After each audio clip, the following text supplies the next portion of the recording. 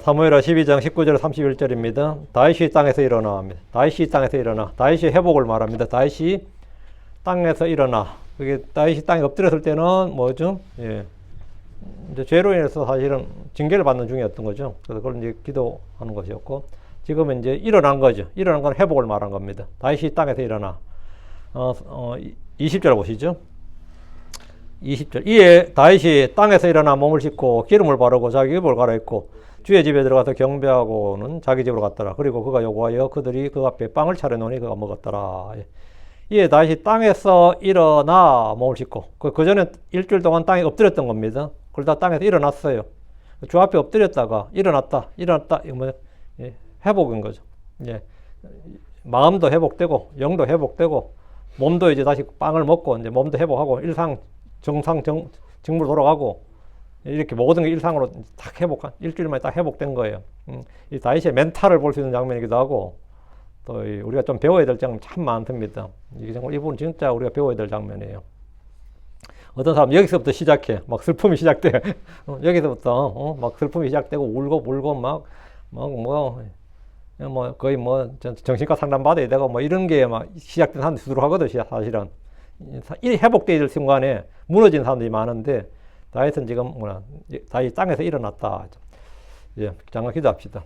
위에서 위대하시고 거룩한 주 하나님 감사합니다. 하나님께 은혜 주셔서 이 시간 주의 말씀을 선포합니다. 선포되는 모든 말씀 위에 기름 부어주시고 주의 영을 충만케 하셔서 오늘도 말씀을 듣는 모든 혼들이 은혜를 받게 해주시옵소서. 좀 주의 영이 충만하고 주의 은혜가 충만하고, 또 주께서 주신 말씀을 통해서 저희가 참 쓰러지지 않고 넘어지지 않고 뒤로 물러가지 않고 정말로 담대히 일어날 수 있도록 해주실 간구합니다.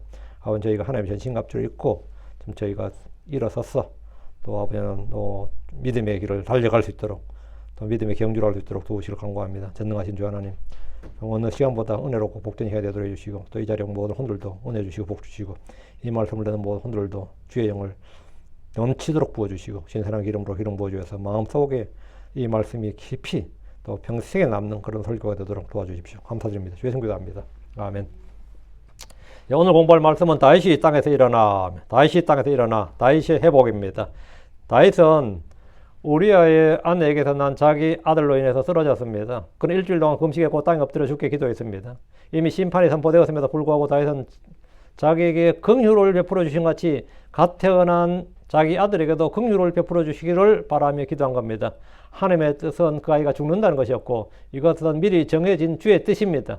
다윗은 주의 뜻을 이미 알고 있었음에도 불구하고, 다윗은 주의 뜻을 계시받았죠. 나단을 통해서 명시적으로 주의 뜻을 이미 알고 있었음에도 불구하고 혹시나는 마음에서 주의 긍휼을 구한 겁니다.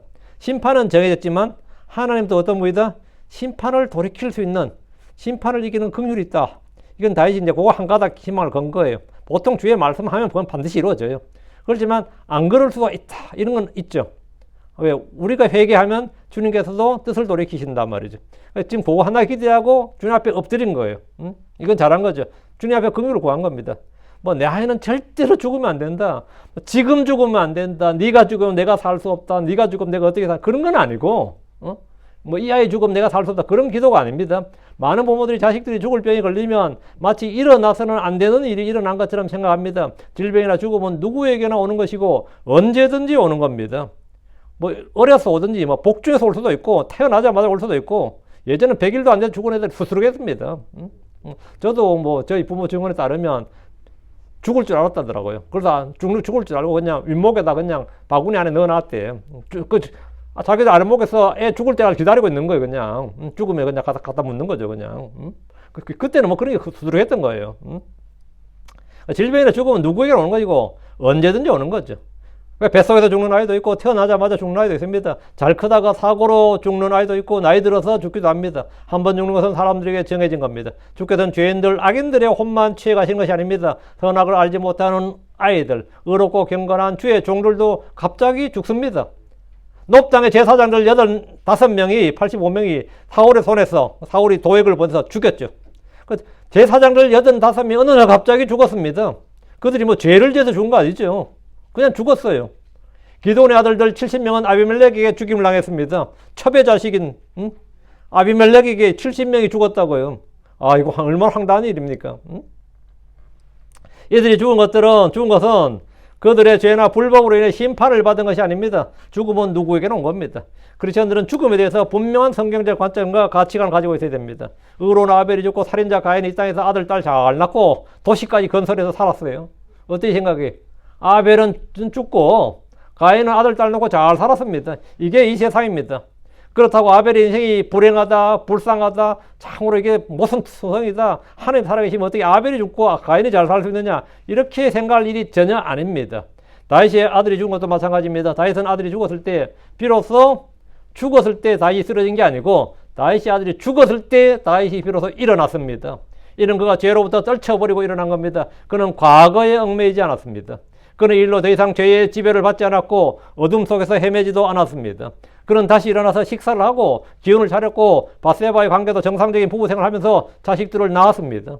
왕으로서 곧바로 암몬과의 전쟁터로 달려가서 암몬의 수도를 정복하고 승리했습니다. 죄의 사면을 받았으면 더 이상 그 죄에 얽매일 필요가 없습니다. 징계는 수용하면 되고 징계가 끝났다 하면 뭡니까? 다시 일어나는 겁니다. 비록 누군가 다윗의 과거를 들먹이면서 뭐 쌍욕을 할 수도 있겠지만 다윗 네가 인간이자, 그러고도 네가 예언자냐, 네가 주의 기름 부음 받았느냐, 뭐 쌍욕을 할 수 있겠지만 그런 일은 그냥 감당해야 되는 겁니다. 감내해야 되는 겁니다. 다윗은 자식을 살리지 못했지만 그는 결코 죄에게 마귀에게 패배하지 않았습니다. 자, 본문 보겠습니다. 19절. 그러나 다윗이 그의 종들이 속삭이는 것을 보았을 때 다윗은 그 아이가 죽은 줄을 깨달았더라. 그러니까 종들이 수군수군 하는 거예요. 그러니까 이제 알았던 거죠. 그러므로 다윗이 그의 종들에게 말하였더라. 그 아이가 죽었느냐? 예, 그들이 말하였더라. 그가 죽었나이다. 다윗의 종들은 다윗에게 아들의 죽음을 고하지 못하고 자기들끼리 의논하며 고민하고 있었습니다. 왕에게 아들이 죽었다는 말을 참하지 못하고 있었는데 다윗이 종들이 속삭이는 걸 들었습니다. 아, 아들이 죽었나 보다 알게 된 거죠. 종들이 왕의 근처에서 말을 했기 때문에 왕의 귀에 들렸던 겁니다. 다윗은 그 아이가 죽은 것을 알아차렸습니다. 주의 말씀대로 된 겁니다. 다윗은 그의 종들에게 말했습니다. 그 아이가 죽었느냐? 예, 그들이 말하였더라. 그가 죽었나이다. 다윗은 그 아이가 죽은 것을 이미 알았지만 확인하라고 물었던 겁니다. 이에 종들은 그가 죽었다는 사실을 말해줬습니다. 이런 때 종들은 다윗이 대성통곡을 하거나 자해를 하거나 뭐 미쳐 날뛰거나 뭐 실신을 하거나 기절하거나, 그죠? 뭐 이런 이상 행동을 보일 것이라고 예상할 수 있습니다. 저래 될 줄 알았어. 진짜 결국 왕이 쓰러지고 마네. 안 그래도 일주일 동안 굶었는데도 저 큰 충격을 들었으니 뒤로 나자빠지네. 뭐 이런 생각 해야 안 해요. 이때는 뭐 진짜 닥터를 옆에다 놔둬야지. 이 말 할 때는 아니에요. 비상 응급 체계를 갖춰야 된다고. 다윗 쓰러지잖아, 왕이. 실제로 종들은 다윗이 얼마나 큰 충격을 받을 것인가 내심 걱정하고 있었습니다. 그것이 보통 사람들의 반응이고 예상, 이게 우리의 예상 수준이죠. 안 그래요? 애 병들었다 해도 저렇게 금식하면 일주일간 엎드려 있는데 애 죽었다 그러면 어떻게 될까? 근데 20절 반전이 일어났어. 그때 다윗이 땅에서 일어나 씻었으며 또 스스로 기름을 바르고 의복을 갈아입었더라. 금식하고 오랫동안 굶어서 얼굴 표정이 뭐 용모가 말이 아니다 말이죠. 기름을 바르면서 없었던 것처럼 기름을 바르고 의복을 갈아입었더라. 그리고 주의 집에 들어가 경배했더라. 그리고 나서 그가 그 뒤에 자기 자신의 집으로 돌아왔더라. 그가 요구하며 그들이 다윗 앞에 빵을 차려놓았더니 이에 그가 먹었더라. 어때요? 정상적으로 돌아왔다 이거. 정상이 된 거예요. 정상이. 애가 죽었는데 정상적인 모든 것이 영이든 혼이든 몸이든 다 정상적으로 돌아왔다고. 그때 다윗이 땅에서 일어났습니다. 그동안 금식하며 땅에 엎드려 있었기 때문에 또 씻지 못했기 때문에 일어나서 몸을 씻었습니다. 그리고 스스로 기름을 바르고 의복을 갈아입었습니다. 그는 이전의 일상으로 되돌아온 겁니다. 그는 충격을 받지도 않았고 더 크게 울지도 않았고 슬픔으로 모두를 물리치고 혼자만의 공간에 처박히지도 않았고 당분간 아무도 들이지 말라 뭐 이런 것도 아니고 그때 다윗이 땅에서 일어나 이 말씀은 그의 회복을 말합니다. 그는 더 이상 과거의 죄 문제나 주께서 내린 징계에 대해서 고민하지 않았고 괴로워하지 않았습니다. 그는 더 이상 과거의 죄 문제나 주께서 내리신 징계에 대해서 그걸로 해서 내 현재의 발목이 잡히지 않았다는 겁니다. 몸을 씻고 스스로 기름을 바르고 옷을 갈아입었다는 것은 완전한 회복을 보여줍니다. 그리고 다윗이 한 일은 주의 집에 들어가 경배한 겁니다. 그는 주께서 주의 말씀대로 행하신 것에 대해서 불평한 것이 아니라 감사하고 경배했습니다. 주의 말씀대로 이루어졌다 이거예요. 주의 말씀대로 주께서 주의 뜻대로 이루셨다. 그래서 주님께 주의 집에 들어서 뭐 한 거예요? 불평하고 원망으로 되는 게 아니라 감사하고 경배하는 겁니다. 주께서 자신의 죄를 용서해 주신 것에 대해서 감사하고 사생아로 태어난 아이를 일찍 데려가 주신 것도 감사한 일입니다. 불행한 일이 아니고 감사한 일이에요. 그 뒤에 그는 자기 집으로 돌아와서 음식을 먹었습니다. 그동안 먹지 못했던 빵을 먹은 겁니다. 정상적인 일상으로 돌아와서 왕의 직무를 수행했습니다. 이사야 43장 18절 너희는 이전 일들을 기억하지 말라. 또한 옛날 일들을 깊이 생각하지 말라. 이것이 뭐 회복입니다. 이전 일들을 기억하지 말라. 또한 옛날 일들을 깊이 생각하지 말라. 근데 꼭 끄집어내는 인간들이 옆에 있어요. 그죠? 있어요, 없어요? 결혼 전에 이야기도 끄집어내고, 신혼 때 이야기도 끄집어내고, 뭐 애 낳을 때, 내 애 뱃을 때 어쨌다니 끄집어내고, 하여튼 그 평생을 울가먹는 사람도 있는데, 좀 기억하지 말라고 그런 것 좀. 응? 깊이 생각하지 말라고요. 응? 내가 이건 안 잊어먹겠다. 이런 식으로. 그 좋은 거 아니에요. 이 말은 하나님이 행하신 일들이나 하나님께서 내게 베푸신 은혜를 잊어버려. 그 말이 아닙니다. 지난 과거의 일들에 발목이 잡히지 말고, 지난 과거의 행적에 내가 현재가 포로가 되지 말라. 과거가 현재를 포로로 잡지 말라고요. 과거를 떨쳐버리지 못한 사람은 미래로 나갈 수 없는 것이 아니라 현재를 제대로 살 수가 없습니다. 미래가 문제가 아니고 현재를 살 수가 없어요. 빌립보 3장 13절 형제들아 나는 내 자신이 이미 붙잡은 줄로 여기지 아니하고 다만 이 한 가지 일을 내가 행하나니 곧 뒤에 있는 것들을 잊어버리고 앞에 있는 그것들에 도달하고 나가노라. 뒤에 있는 것들은 잊어버리고 앞에 있는 것들에 도달하고 나간다. 사도 바울은 과거 약행이나 불법이나 신성모독이나 교회를 핍박한 많은 죄를 지었지만 그것들에 얽매인 적이 없습니다. 얽매인 적이 없어요. 베드로는 주를 부인하고 배반했지만 그 일로 평생 트라우마를 겪으면서 살지 않았습니다. 내가 주를 배반했는데 평생 그러면서 살지 않았단 말이죠. 그건 그때 일로 끝이에요. 더 생각할 거 없습니다. 어떤 부분은 결혼 전에 있었던 일로 수십 년 동안 수백 번을 다투고 싸웁니다. 교회 형제들도 예전에 있었던 일들을 계속해서 언급합니다. 그 언제 이야기했냐면 10년 전, 20년 전 이야기야. 10년 전, 20년 전 이야기를 지금 왜 떠드냐고. 그걸 계속 언급해요. 그 인간 어떤 인간인지 아냐고 합니다. 근데 그 일이 언제 있었던 일인데 10몇 년 됐나? 20년 됐나? 이러고 있어. 그 일을 왜 끄집어내냐고. 그런 사람은 과거 얽매인 사람이 그렇게 많습니다. 그것은 아무에게도 어떤 유익도 주지 않습니다. 우리가 할 일은 과거 해상이 아니라 지금 해야 할 일 그리고 앞으로 나아가는 겁니다. 빌립보 3장 14절 나는 그래서 예수님 안에서 하나님의 높은 부르심의 상을 위해 표대를 향해 밀고 나아가노라. 한국인들의 가장 큰 비극 중에 하나가 뭐냐면 역사를 잊은 민족은 미래가 없다면서 과거의 피해 사실을 되새기면서 피해자들의 후손들을 응징해야 한다는 이상한 결과를 도출하는 겁니다. 과거의 피해자들 계속해서 그걸 지금 일제시대가 대체 언제 이야기입니까? 6.25가 언제 이야기냐고. 근데 6.25는 별로 이야기도 안 하더라. 더 오래된 이야기를 하죠. 그 사람들 죽은 지가 다 언제 다 죽었어요. 다 죽었어. 근데 그걸 계속 잊지 말자는 구호를, 잊지 말자가 무슨 뜻이에요? 우리가 하는 과거를 되풀이하지 말라 그 뜻이 아닙니다. 용서하지 말자 이런 뜻이에요. 잊지 말자 뜻이 뭐냐? 용서하지 말자. 복수할 때까지 절대 용서하지 말자. 이렇게 적개심을 부추기는 용도로 사용됩니다. 덕분에 용서나 화해를 통해서 관계 개선을 하고 현재와 미래로 나아가야 되는데 점점 퇴보합니다. 프랑스와 독일은 그렇게나 오랫동안 역사적으로 얼마나 싸워댔어요. 근데 아무 문제 없잖아. 뭐 영국은 유럽은 맨날 국경이 다 붙어 있어요. 그래서 맨날 싸우고 맨날 저거 한 거라고. 근데 그애들 지금 EU 통합해서 잘 살잖아요.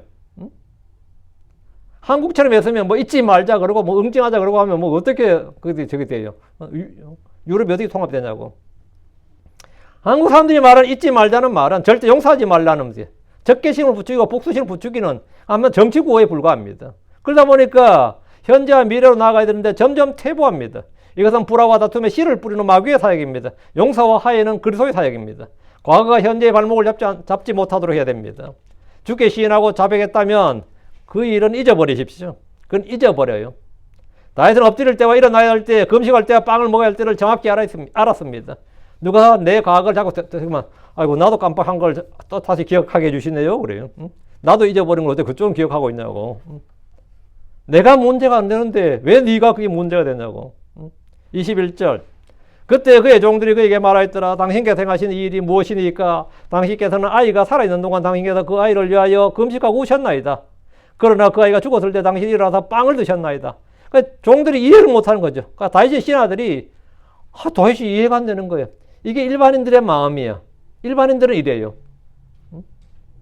다윗의 종들은 그들의 상식과 예상을 완전히 벗어난 다윗의 행동을 본 겁니다. 그래서 그에게 물었어요. 당신께서 행하신 이 일이 무엇이나이까? 왜 이렇게 행하시냐? 이게 뭐냐고. 다윗의 종들은 그 아이가 살아있는 동안 그 아이를 위해 금식하고 울었습니다. 그런데 그 아이가 죽었을 때 왕은 일어나서 빵을 먹으니 그들은 다윗의 행동을 전혀 이해할 수가 없었던 겁니다. 다윗이 더 슬피 애곡하며 울 줄로 알았는데 자기들과 예상과는 완전히 반전이 일어난 거예요.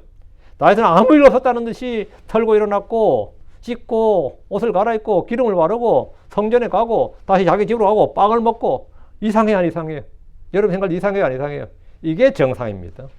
사실 이게 정상인데 사람들은 막 이때보다 다윗이 막 더 울고 말이죠. 더 쓰러지고 막 자빠지고 이래야 뭐 그게 정상인 줄 아는 거지. 이게 정상이에요. 그래서 그들은 이 상황에서 다윗에게 물었는데 22절 다윗 답변입니다. 예, 그가 말하였더라. 그 아이가 아직 살아있을 때 내가 금식하고 울었노라. 이는 내가 말하였음이니 혹시 하나님께서 내게 은혜를 베푸사 그 아이를 살려주실지 누가 말할 수 있으려. 혹시 물론 하나님께서 말씀하셔서 죽는다는 걸 알지만 혹시라도 하나님께서 긍휼을 베푸실지 은혜를 베푸실지 누가 하나님 절대 은혜를 베푸시지 않는다고 누가 말할 수 있겠느냐. 0.001%의 가능성이 있는 거 아니냐. 그래서 내가 금식했다고 기도했다고요. 응? 이게 다윗의 대답입니다. 그 아이가 아직 살아있을 때 내가 금식하고 울었노라. 다윗이 아이가 살아있을 때 금식하고 운 것을 혹시 하나님께서 내게 은혜를 베푸사 그 아이를 살려주실지 누가 말할 수 있느냐. 누가 아니라고 할 수 있겠느냐. 누가 확언할 수 있고 단정할 수 있겠느냐 말이죠. 그런 일이 없다고 누가 100% 확답할 수 있겠느냐. 그렇죠. 다윗은 하나님의 뜻을 돌이킬 수 있는 하나님께서 뜻을 돌이킬 수 있는 분이라는 사실을 알고 일말에 기대를 했던 겁니다. 주께서는 자비로우신 분이기에 충분히 그럴 가능성을 염두에 둔 것은 사실입니다. 우리도 늘 사실 그렇습니다. 우리도 그래요. 항상 기계적으로 성경적으로 착착착착 이렇게 되고 꼭 그렇지는 않다고요. 그러니까 막 울부짖기도 하고 매달리기도 하고 막 이렇게 하는 거죠. 여기서 주의할 것은 혹시 하나님께서 본문을 잘 보셔야 돼요. 혹시 하나님께서 그 아이에게 은혜를 베푸사 그게 아닙니다. 혹시 하나님께서 뭐라고? 내게 은혜를 베푸사예요. 그 아이에게 은혜를 베풀 일이 아닙니다. 그 아이는 죄진 거 없어요. 그 아이가 죄진 거라 그 아이가 뭐 회개할 것도 없고 그 아이는 선악간에 구분도 없는 그런 아이. 그 아이에게 은혜를 베푸는 게 아니고 그 아이가 죽는 것은 그 아이에게 내려진 재앙이 아니라고요. 그 아이가 죽는 것이 그 아이에게 내려진 재앙이 아니에요. 다윗에게 내려진 재앙이지. 그 아이에게 내려진 재앙이 아니고 그 아이에게 내려진 심판이나 저주나 정죄가 아니고 다윗에게 내려진 재앙이고 다윗에게 내려진 심판이고 다윗에게 내려진 정죄니까 다윗이 해결되면 뭐가 되는 거죠? 되는 거지. 그 내게 은혜를 베푸사지. 태어난 아이가 죽으면 그의 혼은 구원받고 죽게로 갑니다. 뭐 구약에서 이제 아브라함의 품으로 가는 거죠. 그러니까 사실 그 아이가 불쌍한 게 아니고 불쌍한 건 누가 불쌍한 거죠? 산 놈이 내가 불쌍해. 죽은 놈이 불쌍한 게 아니고 산 놈이 내가 불쌍하다고. 아이 묻는 내가. 안 그래요? 여러분 어떻게 생각해요? 죽은 놈이 불쌍한 거 아니에요. 물론 뭐 죽어 지옥 갔다면 진짜 진짜 불쌍하겠지만 그렇지 않다면 죽은 놈이 불쌍한 거 아니에요. 내가 불쌍한. 살아있는 사람이 고통받잖아요. 여러분. 응? 자식 죽으면 누가 고통받아? 살아있는 내가 고통받아요. 응? 내가 고통받는다고. 태어난 아이가 죽으면 그의 혼은 구원받고 죽으러 간단 말이죠. 그래서 다윗은 애가 불쌍한 게 아니에요. 애가 죽은 게 불쌍한 게 아니고 그래서 사실은 평생 내가 죽게 징계받았다 이 사실. 그리고 여기서 내가 문제지. 자, 그건 내가 해결받아야 될 문제죠. 23절. 그러나 지금은 그가 죽었으니 무엇 때문에 내가 금식해야겠느냐. 명답이죠 이게. 내가 그를 다시 돌아오게 할 수 있느냐. 나는 그에게로 가리라. 그러나 그는 내게로 돌아오지 아니하리라. 뭐예요? 내가 그를 다시 돌아오게 할 수 있느냐? 내가 죽은 애를 다시 살릴 수 있느냐? 없죠. 나는 그에게로 가리라. 나는 죽죠. 여기 나는 그에게로 가리라. 이거 언더라인. 나는 그에게로 가리라. 나는 죽으면 어디 간다고요? 그 아이에게로 간다고요. 그 아이는 어디 간다고? 지금 어디 있다는 거죠? 다윗이 장차 갈 곳에 있다고요. 그러니까 낙원에 있다. 아브라함의 품에 있단 말이에요. 낙원에 있단 말이에요. 그러나 그는 내게로 돌아오지 아니하리라. 다윗은 아이가 죽었다는 것을 알았을 때 일어났습니다. 지금은 그가 죽었는데 무엇 때문에 금식을 하고 엎드려 울며 기도해야 하느냐? 왜 내가 금식하고 왜 기도하냐고. 얼마나 합리적이야. 이 다윗이 참 위대한 영 같아요. 물론 엘리야나 엘리사처럼 죽은 아이를 되살린 예언자들도 있었지만 이미 그 아이는 주께서 죽이신다고 말씀하셨기에 그런 시도 자체를 할 필요도 없었고 기대할 일도 아닙니다. 다윗은 자신의 기도로 죽은 자의 생명을 다시 돌아오게 할 수 없다는 사실을 알았고 그것을 위해 기도하지도 않았습니다. 죽은 자를 위한 기도라는 없습니다. 성경에서 죽은 자를 살린 예로 주 예수님과 예언자들이 있고 사도들도 있습니다. 이것은 예외적인 경우입니다. 그러나 지금은 그가 죽었으니 무엇 때문에 내가 금식해야겠느냐. 죽었는데 왜 내가 금식하고 왜 기도하냐고, 왜 엎드리냐고요. 일어나야지. 이제 이 일은 일단락된 겁니다. It's done. 끝났어요. 일단락된 거예요. 이 문제로 더 매달릴 필요도 없고 금식할 필요도 없고 기도할 필요도 없고 애고할 필요도 없다는 겁니다. 끝난 일에 미련을 갖는 것은 자기를 해칠 뿐입니다. 내가 그를 다시 돌아오게 할 수 있느냐? 기도는 병든 자를 구원하기 위한 것이지 죽은 자를 살리기 위한 것이 아닙니다. 이미 주님은 그 아이의 죽음으로 그의 말씀을 성취하셨고 다윗의 기도를 거절하셨습니다. 나는 그에게로 가리라. 그러나 그는 내게로 돌아오지 아니라. 다윗도 때가 되면 죽습니다. 그런데 여기서 그는 죽으면 그 아이에게로 간다고 합니다.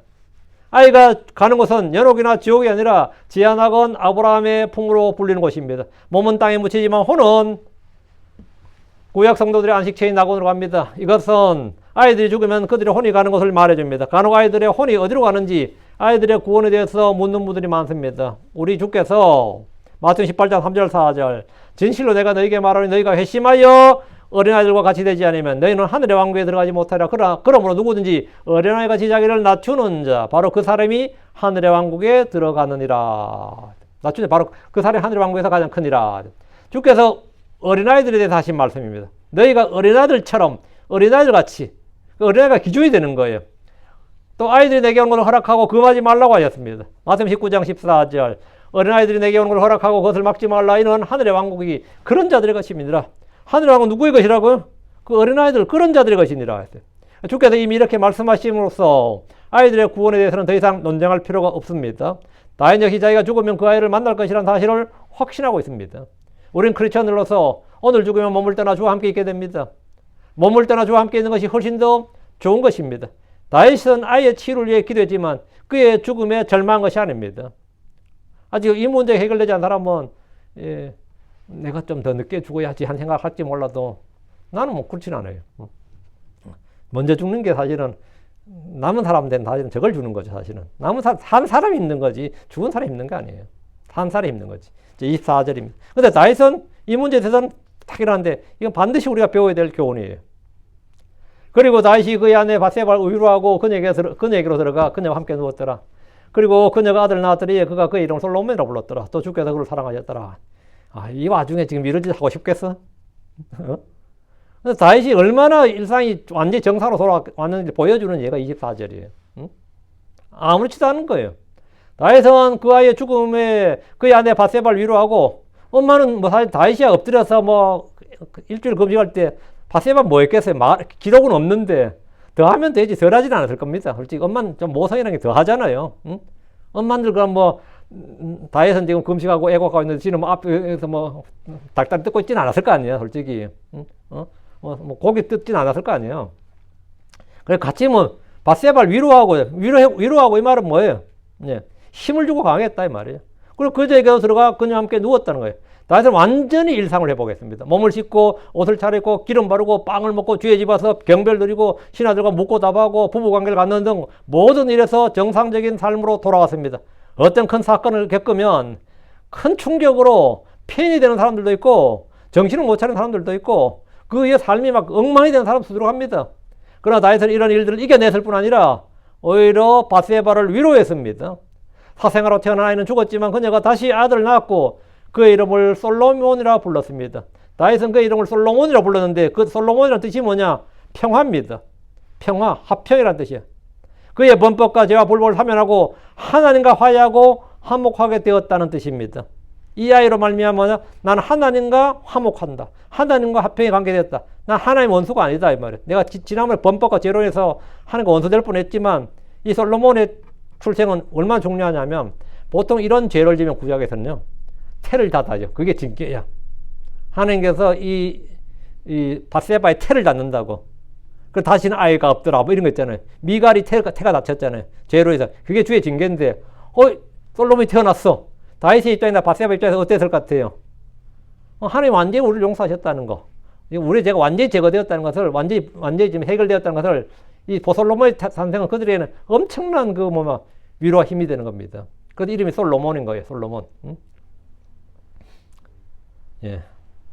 주 예수는 우리와 화목제물이 되셨습니다. 그분은 우리와 화평이십니다. 다윗은 밧세바에게 난 첫 아들을 잃었지만 그녀의 몸에서 다시 아들을 얻었습니다. 보통 주의 징계나 심판이 될 경우에 불임의 징계를 받는 경우가 있습니다. 미갈이 주의 징계로 불임이었습니다. 그런데 밧세바는 다윗으로부터 여러 아들을 얻었는데 이는 죄의 싸움을 확신할 수 있는 표식이었습니다. 이 밧세바에서 태어난 애들이 넷이나 나오거든, 성경에. 이름 쭉 나와요. 그죠? 밧수와 해가지고 쭉 나오는데 이 말은 뭐냐면 다른 사람 이름 그렇게 많이 기록되는데 여기서 태어나는 이름을 많이 기록했어요. 하나님과 완전한 회복, 완전한 관계 회복, 정상 회복, 이걸 강조하기 위한 겁니다. 자식이 많이 태어났다는 말은 그 뜻이에요. 이것은 주께서 그의 이름을 지어주신 것으로 확인할 수 있습니다. 다윗에게 많은 아들과 첩들이 있었고 그 사이에 자식들이 많이 있었음에도 밧세바에서 난 솔로몬에 의해서 특별한 사랑을 표현하고 있습니다. 이것은 다윗과의 완전한 화해를 보여주시는 겁니다. 25절. 그리고 그분께서 예언자 나단의 손으로 보내셨더라. 이에 그가 그 이름을 여디디야라 불렀으니 주로 인함이라. 여디디야로 불렀다는 거, 주로 인함이라. 주께서 여디디야로 부르겠다는 거예요. 하나님께서 예언자 나단의 손으로 보내셔서 그의 이름을 여디디야라 불렀습니다. 주께서 직접 그 아이의 이름을 지어주신 거죠. 직접 그 아이를 이름 지어주는데 하나님의 사랑을 확증해 주셨습니다. 여디디야 했죠. 야 할 때 할렐루야. 그의 이름을 야라 부르라. 야가 뭐죠? 하나님이죠. 할렐루야가 프레이즈 찬양하라예요. 야를 찬양하라. 하나님을 찬양하라고. 그게 할렐루야고. 여디디야 이 말은 뭐냐? 여디디가 뭐냐면 사랑받는 이에요. 사랑받는 자, 사랑받는다. 그 야는 하나님이죠. 그 여호와의 사랑받는 자, 주의 사랑받는 자 이 말입니다. 야가 하나님의 뜻입니다. 이 이름은 구약성경에서 솔로몬의 또 다른 이름으로 예언자 나단을 통해서 솔로몬에게 하나님이 솔로몬에게 주신 이름입니다. 여디디. 그 여디디 할 때 여다디가 있거든. 그게 이제 그 사랑하다는 그 이걸 동사고요. 근데 거기서 여다디야 이래 나온 거죠. 예. 그래서 이제 여디디야, 여다디야인데 이 야는 하나님의 뜻으로 하나님을 사랑하신다는 뜻입니다. 지난번 나단은 다윗의 죄를 책망하고 주의 심판을 선포하도록 보냄받았다면 이번에 나단은 주의 사랑을 전하기 위해서 보냄을 받았습니다. 지난번 네가 지은 죄로 인해서 주님께서 나단을 보내셨고 이번에는 솔로몬 태어났을 때는 죽은 사생아, 그 솔로몬 형이죠. 그가 임신해 했을 때는 주님께서 이제 나단을 이제 책망, 징계, 경고, 심판을 전하기 위해서 보냈고 이번에는 솔로몬 태어났을 때는 하나님의 사랑을 전하기 위해서 보냄을 받았어요. 26절. 그리고 요압이 암몬 자손의 랍바와 대적하여 싸웠고 왕가의 도시를 점령하였더라. 왕가의 도시는 수도란 뜻이죠. 로열 시티니까 왕의 도시니까 왕가의 도시 수도고 당연히 이스라엘의 왕가의 도시는 예루살렘이죠. 예. 예루살렘 왕국에서 일어난 다윗과 밧세바의 사건이 있던 그 시각에 사실 암몬과의 전쟁 중이었습니다. 그렇죠? 요압이 암몬 자손의 랍바와 대적하여 싸웠습니다. 랍바는 매우 공략하기 힘든 성 중에 하나였지만 요압 역시 장수로서 매우 유능했습니다. 그리고 왕가의 도시라고 불리는 랍바를 점령했습니다. 랍바는 왕이 거하는 수도였기 때문입니다. 암몬의 정복지는 단연 요압의 공로였어요. 그러면 이거는 도시 이름 바꿀 때 알렉산더가 도시 이름 자기가 정복할 때마다 알렉산드리아라고 이름 붙인 것처럼 암몬의 랍바는 요압하고 붙여도 상관없는 그 정도의 그 요압의 공로가 절대적이죠. 예. 27절에 그리고 요압이 다윗에게 사자들을 보냈으며 또 말하였더라. 내가 랍바를 대적하여 점령하였고 물들의 도시를 빼앗았나이다. 요압은 랍바를 점령하고서 자신이 정복자의 승리자로 노략물 취해서 예루살렘으로 귀환하지 않고 사자들을 왕에게로 보냈습니다. 요압은 이번 승리의 공로와 영광을 자신이 차지하려 하지 않았습니다. 그는 다윗 왕을 불러서 그에게 승리를 선사하려고 했습니다. 마지막 마무리는 누가 하라고? 왕이 직접 와서 하라고. 내가 랍바를 대적하여 점령하였고 물들의 도시를 빼앗았나이다. 이랬거든요. 여기서 물들의 도시라고 부르고 있는데 이유는 주변에 많은 물이 흐르는 지역이 이 도시였어요. 이 도시는 강과 샘들이 많아서 물이 풍부하고 물들의 도시라 이름이 붙여졌습니다. 요압은 랍바의 점령 소식을 왕에게 전하면서 왕을 속히 전쟁터로 오라고 불렀습니다. 28절. 그러므로 이제 백성의 남은 자들을 함께 모으시고 도시를 향해 진을 지사 그것을 점령하소서. 이는 내가 도시를 점령하면 그것이 내 이름으로 불리지 않게 하려함이니이다. 그러니까 요압은 겸손해 어떤 것 같아요? 여기서 요압의 그 노련한 요압의 이걸 진짜 이 28절은 요압이 어떤 사람인가를 보여주는 장면입니다. 요압은 다윗에게 지금 백성의 남은 자들 함께 모아 도시를 향해 진을 치고 랍바를 점령해달라. 이 도시를 점령해달라는 거예요. 자기가 지금 다 이겨놓은 전쟁이에요. 그냥 와서 끝마무리만 해달라는 거예요. 이미 자신이 점령한 도시를 왜 다윗에게 요청하는지 이상하죠. 다윗은 와서 싸우는 것이 아니라 항복을 받고 승리를 선언하기 위해 오는 겁니다. 요압은 자신이 전쟁을 끝낼 수도 있지만 왕조국가에서 모든 영광을 자신이 아니라 왕에게 돌리기 위한 겁니다. 이는 내가 도시를 점령하면 그것이 내 이름으로 불리지 않게 하려 함이니이다. 요압이 다윗을 부른 이유가 이겁니다. 그는 이 도시를 점령하면 그것이 요압 자신의 이름으로 불리지 않게 하기 위해서라고 합니다. 요압은 영광을 자신의 주인 다윗에게 돌리겠다고 공언했습니다. 이것은 요압의 첫 세설 중에 하나입니다. 요압이 이렇게 한 가장 큰 이유는 사실 다윗이 무너진 위험과 도덕적 권위를 세워주기 위한 겁니다. 다윗이 왕국에서 전쟁터 나갔는데 자기 부하 장도 죽이고 말이야 왕국에서 이런 짓 했다 그러면 이게 군대 사기나 백성들에게 민심이 어떻게 되겠어요? 땅에 떨어지지. 이때 다윗이 또 전쟁터 나가서 승리하고 딱 들어오면 어떻게 되는 거죠? 개선장군이 되잖아요. 다윗의 권위와 힘은 뭐죠? 다시 한번 솟구치는 거죠. 전쟁에서 이기는 장수만큼 인기 폭발이 없죠. 전쟁에서 이기면 말이죠. 모든 다자란 문제는 뭐 다 해결되는 겁니다. 아무도 감히 이를 대기 못하는 거죠. 그러다 다윗의 그 무너진 도덕적 위험과 그 영적 권위를 높여주기 위한 겁니다. 그 요압은 자신의 주인에게 영광을 돌리겠다는 거예요. 그 요압이 참 뛰어난 거죠. 바세바의 간음이나 우리의 죽음은 다윗의 영적 권위와 도덕적 권위를 완전히 잃어버리게 하는 큰 사건이었고 부하들 사이에서나 백성들의 신뢰를 무너뜨린 일이었습니다. 큰 사건입니다. 그런데 이번 전쟁의 승리를 통해서 그는 다시 한번 정복군주로서 불패의 장군이고 이스라엘의 대장이란 그 힘을 온 백성에게 보여줄 필요가 있었던 겁니다. 그런데 그 무대를 누가 말해주는 거죠? 예, 요압이 말해주는 거예요. 요압이 이쁨을 받을 만하죠. 이런 거는. 또 하나는 요압이 이번 전쟁을 승리를 이끌고 개선장으로 예루살렘으로 돌아오면 노량물 잔뜩 안고 예루살렘 돌아오면 어떤 문제가 발생하느냐. 요압은 아는 거예요. 내가 영광을 받으면 내가 그만큼 위험해진다는 거죠. 이거는 전례가 있잖아요. 사울과 다윗의 전례가 있다고. 사울은 천천히로 다윗은 만만히로 될 때 다윗이 그때부터 인생 꼬여서 안 꼬였어요. 꼬였죠. 요압이 암몬을 물리치고 노량물 잔뜩 들고 예루살렘으로 가서 사람들이 요압 만세, 요압 장군 만만세 되면 어떻게 되겠어요? 응? 야, 왕은 왕궁에서 남의 아내나 겁탈해야 되는데 요압은 밖에 나와서 저렇게 싸워서 이스라엘을 부강하게 하는구나. 노량물 치우는 거라면 진짜 다윗 개망신 나하고 요압은 뭐 영웅되고 뭐 이게 나라 꼬라지도 말이 아닐 뿐만 아니라 그때도 요압은 정적되는 거죠. 응? 그러면 요압 이번 전쟁에서 개선장군으로 예루살렘을 당당히 입성을 해봐요. 응? 전부 다 요압 만세 되고 말이죠. 그러면 예루살렘 시민들도 당장 뭐야? 아, 다윗이 아니어도 된다. 이런 생각을 하게 됩니다. 우린 다윗이 왕이 아니어도 대안이 있다 이거예요. 누구? 요압이 하면 된다고. 같은 유다 지파잖아요. 요압이 있다. 이런 생각을 할 수 있게 되고 이런 생각을 하면 다윗은 뭐 되죠? 이런 싸가지가 있나 이래 되죠. 그럼 다윗의 강력한 정적이 될 수 있습니다. 요압에게는 이게 사실 기회야. 다윗이 완전히 무너진 영적 도덕적으로 무너진 그래서 인기도 잃어버리고 신뢰도 잃어버리고 그 도덕성도 잃어버린 이때가 사실 요압에게는 정권 찬탈의 기회라면 기회입니다. 사실은 이때 또 승리해서 돌아가면 정말 뭐 한껏 할 수 있는 건데 이때 그러지 않았어요. 요압은 그러지 않고 이러다 내 인생 망친다 이거예요. 난 정적이 돼서 지금 때가 아니다. 전에 필리스틴과의 전쟁에서 다윗이 사울왕보다 더 높은 인기와 명예를 누렸습니다. 그때 사람들은 사울왕이 아니어도 다윗이 있다는 생각을 충분히 할 수 있었습니다. 다윗이 왕이면 더 좋겠다고 생각하는 사람들도 생겨났습니다.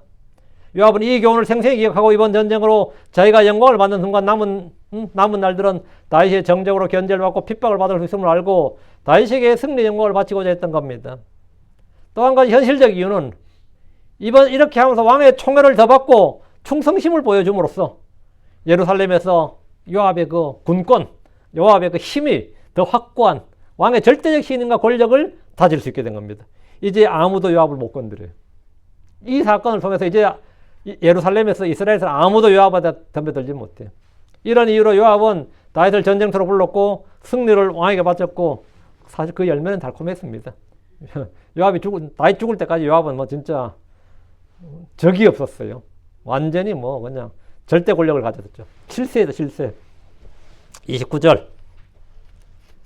그리고 다윗이 온 백성을 함께 모아 라빠로 갔으며 또 그 도시를 대적하여 싸웠고 그것을 점령하였더라. 다윗은 요압의 요청에 따라 온 백성을 함께 모아 라빠로 갔습니다. 요압의 군대는 선발대로 간 것이고 왕은 뒤늦게 본진으로 참여한 것으로 볼 수 있습니다. 다윗은 요압과 함께 그 도시를 대적하여 싸웠고 그것을 점령했습니다. 이미 다 싸워놓은 전쟁이었어요. 왕이 와서 정복하고 승리한 모양새가 되었는데 다윗은 이 승리가 다시 한번 이스라엘의 대장이요 구원자로서 그 힘과 자신의 힘과 위험을 엿볼 수 있는 과시할 수 있었습니다. 전쟁의 승리는 다른 무엇과 비교할 수 없는 강력한 권력을 줍니다.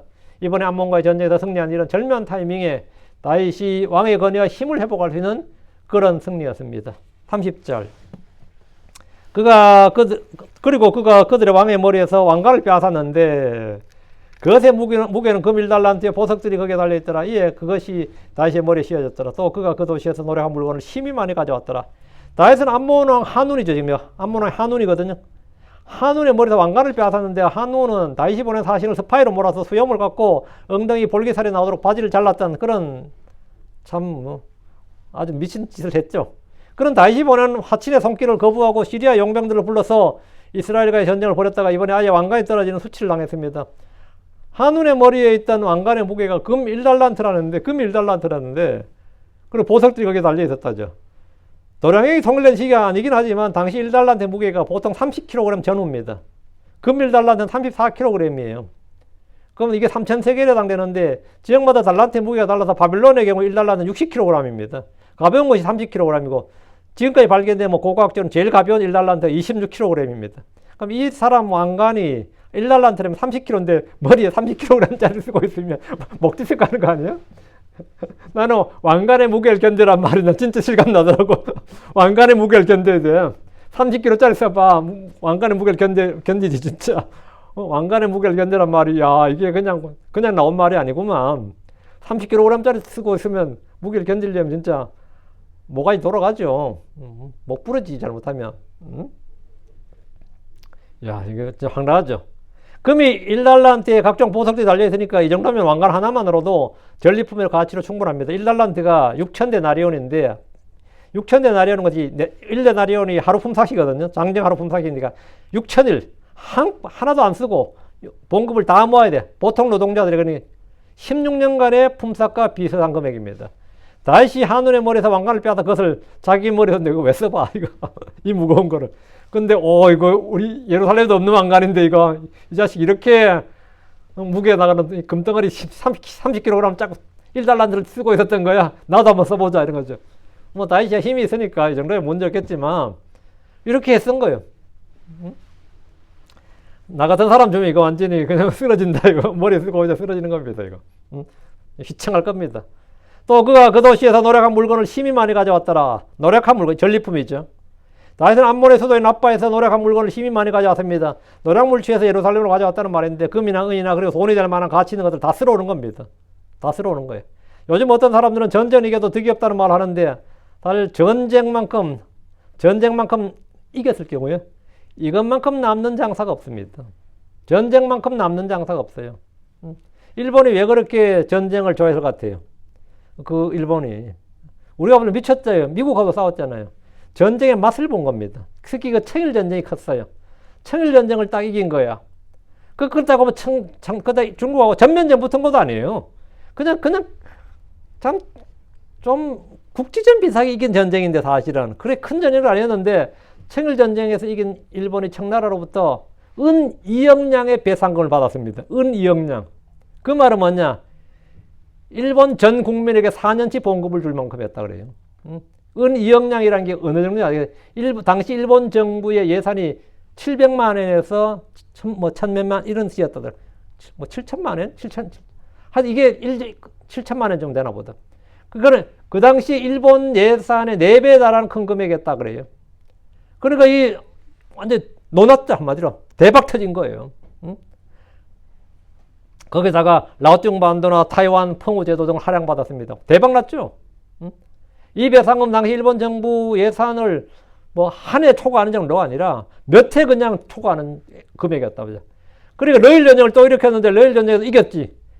그때 이 사람들이 5억량의 배상을 받을 계산을 하고 있었어요. 러일 전쟁에서 일본이. 근데 러시아가 안 주네. 러시아가 배째라고 안 줘. 5억량 놀고 있네. 왜 안 주냐? 너희들이 우리 러시아 함대가 그때 흑해 함대죠. 흑해 함대가 대한해협을 통과할 때 그 함대를 부숴서 이긴 거지. 우리 땅을 쳐들어와서 우리가 러시아 모스크바를 점령한 게 아니란 말이죠. 돈 받아갈래 모스크바로 한번 육군 진격해봐 이래 된 거예요. 근데 일본도 차마 모스크바 진격을 못 하는 거지. 진격에서 이겼으면 당연히 오공양 받죠. 러시아 있는 싹 끌어오고 또 일본은 대박 나는데 그때 일본이 러시아 전쟁할 때 레일 전쟁할 때 투자한 돈이 2억냥이었어요. 싹 끌어다가 쏟아부었는데 돈을 못 받아서 파산났습니다. 일본이 다시 파산났어요. 근데 이거 어떻게 다시 메꿔요? 또 전쟁을 해야 되는 거예요. 그래서 메꾸는 겁니다. 그래서 1차 세계대전 비전에 계속 전쟁으로 이게 된 거 그렇게. 결국은 마지막 망했지만, 이 전쟁이라는 게 그래요. 다이처럼 말이죠. 이렇게 연전연승을 하고 지은 적이 없어. 이다 수도 라빠까지 점령하고 왕의 왕가를 더 쓸 정도면 이건 뭐죠? 국지전이 아니잖아요. 완전한 승리거든. 이거 싹 쓸어가는 거예요. 그 나라 돈을.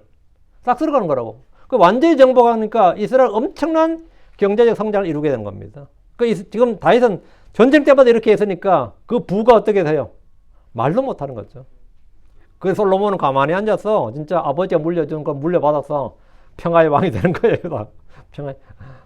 그때는 은이 하찮게 여겨졌다 그러잖아요. 얼마나 모아됐으면 은이 하찮게 여겨졌겠어요. 31절이죠. 또 그가 그 안에 있던 백성을 데려다가 그들을 톡과 세서레와 쇠도끼 아래 두었고 벽돌가마를 통과하게 했더라. 그가 암몬 자손의 모든 도시들이 이같이 행하였더라. 이처럼 다윗과 온 백성이 예루살렘으로 돌아왔더라. 이 구절을 개역성경으로 보면 다윗이 라빠에 있던 암몬 백성을 잡아다가 노역을 시킨 것으로 번역되어 있어요. 개역성경 보면 개역 개정도 마찬가지. 그 가운데 백성들을 끌어내어 톱질과 서레질과 도끼질과 벽돌구이를 하게 하니라 이렇게. 그러니까 아래에 두었고 이 말을 아래에 두었고 이렇게 그걸 빼버려 바꿔 벽돌구이를 하게 하니라. 암몬 자손의 모든 성을 이같이 하고 다윗과 모든 백성이 예루살렘 돌아오니라 이랬는데 새로 나온 개역 개정도 동일하고 현대분들이 거의 다 이런 식으로 다윗이 그들을 노역을 시켰다고 돼 있죠. 근데 그게 아니고 다윗은 항복하지 않고 끝까지 저항했던 라빠의 백성을 죽인 겁니다. 또 그가 그 안에 있던 백성을 데려다가 그들 톡과 쇠서레와 쇠도끼 아래 두었다 이 말은 뭐냐면 그런 것들로 그들을 죽였다 이 말입니다.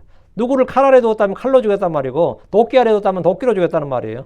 톱 아래 두었다는 말은 톱으로 죽였다는 말이고 이 장면에서 어떤 애는 다윗 같은 믿음의 사람이 아무리 적이라도 이렇게 잔인하게 죽일 수 있는가 생각하면서 아예 성경을 뜯어 고쳐서 노역을 시킨 것이다 이렇게 하는데 그건 다윗을 미화해주는 이름 맞는데 역사적 사실을 왜곡하는 거죠. 그 성경도 변개하는 거고 성경은 어떤 사람의 행동을 조금 더 덮어주거나 미화해주지 않고 그대로 사실을 기록할 뿐입니다. 이 장면은 다윗이 암몬 자손들을 잔인하게 복수한 겁니다. 더 이상 반항을 하거나 다시 힘을 길러서 일어날 생각 자체를 하지 못하도록 이런 조치를 취한 겁니다. 이렇게 해버리고 나면 암몬은 향후 세상 수십 년, 수백 년 동안 유다의 감히 엉길 생각을 못하는 거죠. 엉길 생각을 못하지. 전쟁에서 관용을 베풀면 얼마 지나지 않아서 그들은 원수를 갚는다고 덤벼들 수 있습니다. 다윗은 싸워 이기는 전쟁뿐 아니라 뒤처리까지 완벽하게 해낸 겁니다. 주께서 모두를 진멸하라고 하면 반드시 그렇게 해야 뒤탈이 없습니다. 지금은 전쟁이 끝난 상황에서 죽이는 사람들은 전범들 또는 주요 전투 종사자들, 군대의 지휘관들 같은 소위 전범들입니다. 전쟁이 끝나고 남은 적들을 죽일 때 단순히 칼로 죽이지 않고 공포를 심어주기 위해서 성벽에 목을 걸어두기도 하고 십자가에 못 박은 사람들을 수십리 그냥 박아서 쫙 나무로 그냥 해서 사람들 그냥 그 도시 사람들 질리게 만들어버리는 이런 일도 있었습니다. 실제로. 수십리끼리 그냥 사람을 십자가에 못 박아서 그냥 전시해 놔버리는 거죠. 이런 거. 다윗은 톱과 쇠서레와 쇠도끼로 그들을 처형했는데 이 말을 아래 두었다 이렇게 하는 거죠. 벽돌가마를 통과하게 했다. 31절 지금 제일 마지막에 벽돌가마를 통과하겠다. 이 말은 뭐냐면 화형이에요. 이건 좀 심해져. 이거 화형을 시켰단 말입니다. 벽돌가마 있는데 그렇게 막 집어넣은 거죠. 다윗이 암몬 자손들에 대해서 유독 심하게 다루었던 것은 그들이 다윗에 대해서 크게 적대감을 보였고 용병들까지 동원해서 대적했기 때문입니다. 그래서 이건 완전히 싹을 잘라놓는 거죠. 완전히. 이것은 재림하신 주께서 이 땅에서 원수들을 짓밟는 장면의 예표입니다. 주님은 칼로 불로 사람들을 죽이십니다. 주님께서도 불로 사람을 죽이신다고요. 포도즙 틀을 밟듯이 그렇게 사람들을 죽이시는데 이것은 잔인한 것이 아니라 공의로운 심판의 집행입니다. 당연히 다윗이 한 일도 마찬가지로 공의로운 심판의 집행이에요. 포도즙 틀을 밟듯이 그렇게 죽인다. 이게 잔인한 게 아닙니다. 이 땅에서 아무리 잔인하게 죽는 사람도 그것은 지옥에 비하면 아무것도 아닙니다. 이 땅에서 어떤 죽음으로 죽어도 그것은 지옥의 형벌이나 지옥의 고통, 정죄에 비하면 아무것도 아니라고. 정말 두려워야 될 건 뭐냐? 칼이나 병이나 불에 내 몸이 죽는 것이 아니라 혼이 지옥에 던져지는 겁니다. 그럼 혼이 지옥에 던져지지 않는 방법은 뭐냐? 주 예수를 믿는 겁니다. 우리가 바로 복음을 듣고 믿는 거예요. 그것이 유일한 해결책입니다. 네. 하나님의 그 무서운 진노, 불, consuming fire. 나는 소멸시키는 불이라잖아요. 그런 불에 당하지 않으려면, 타 죽지 않으려면 어떻게 되느냐? 예. 주 예수를 믿으라. 주 예수를 믿으라. 예. 오늘까지 하겠습니다. 오늘은 다윗이 땅에서 일어나 했는데, 다윗이 땅에서 일어나서 전쟁까지 하는, 그래서 완전한 회복, 다윗이 완전한 회복을 보여주는 장면인데, 우리 크리스천 여러분들도 지난 과거에 어떤 일이 있었든지 제가 여러분의 과거를 묻지 않잖아요. 왜 안 묻는 것 같아요? 저는 관심이 없습니다, 실은. 과거가 중요한 게 아니고, 예. 현재가 중요합니다. 그리고 앞으로가 중요하지. 예. 과거에 뭐 어쩌고 그건 전혀 중요한 거 아니고, 예. 과거에 뭘 했든 뭐든 하나님 앞에서 해결됐으면 하나님 앞에서 그 바로 해결되는데 내가 왜 물어 그거를 판단하려고 묻는 거야, 정죄하려고 묻는 거야, 그 사람 은근히 간보려고 묻는 거야. 그런 건 아니죠. 물 필요도 없고 지금 여러분 현재 주님을 잘 섬기기 중요해요. 지금 주님을 잘 섬기고 주님을 잘 믿고 주의 말씀을 잘, 과거에 내가 어땠다, 내 과거에 어땠다, 전 중요한 게 아닙니다. 그걸 잊어버리시고 지금 현재 내가 이 자리에서 내가 지금 주님을 잘 믿고 잘 따르고 잘 섬기면 돼요. 그래서 과거가 현재의 발목을 잡지 않도록 하시고, 여러분 다른 사람들에 대해서 마찬가지면 용서한 것에 대해서 기억하지 마세요. 누가 감사를 표해도 난 그거 기억이 안 나는데 할 정도로 잊어버려야지. 그래도 아직도 기억하고 계시네요. 이러면서 언제 그 말 나올까 기다렸어요. 이런 식으로. 그러니까 그냥 잊어버리세요. 남의 허물도 잊어버리고, 예, 자기가 은혜 베푼 것도 잊어버리고, 다 그냥 잊어버리고 현재 그리고 앞으로 나아갈 주님 섬기는 일에만 집중하시기 바랍니다. 기도합시다. 이따 이거로 간 주 하나님 감사합니다. 하나님 은혜 주셔서 오늘 주의 말씀을 전했습니다. 전해진 모든 말씀들이 성도들이 잘 전달되게 하시고, 또 다윗이 참 바닥에서 일어난 것처럼 아버지 하나님 저희도 땅에서 일어나서 아버지 하나님 힘차게 표대를 향해 달려갈 수 있도록 해주시옵소서. 아버지 하나님 이전에 있던 일들, 또 아버지 주님 저희가 주 앞에서 용서받고 이미 사면받은, 그렇게 깨끗이 치워지고 씻음받은 것들에 대해서 저희가 얽매이지 않도록 해주시옵소서. 가끔 생각들이 또 아버지 하나님 저희를 사로잡을 때가 있습니다. 아버지 하나님께서 저희를 완전히 깨끗하게 해주신 것을 믿습니다. 주의 피로 저희를 정결케 하시고 주의 말씀으로 주의 성령으로 저희를 온전케 하심을 또 믿습니다. 하나님 아버지 하나님 이 자리에 있는 모든 혼들이 완전한 치유를 받게 해주시고 완전한 나음을 얻게 해주셔서 일상에서 늘 건강하게 또 정상적으로 우리 주님과 교제하고 주님을 섬기고 주님을 영화롭게 하고 주님을 찬양하고 또 형제자매들과도 아버지 하나님 마음의 쓴뿌리나 또 불화나 다툼이나 이런 것들을 뿌리지 않고 언제나 화평의 씨앗을 뿌리고 또 주님의 그 화평을 전하는 그런 성도들 되도록 도와주시옵소서.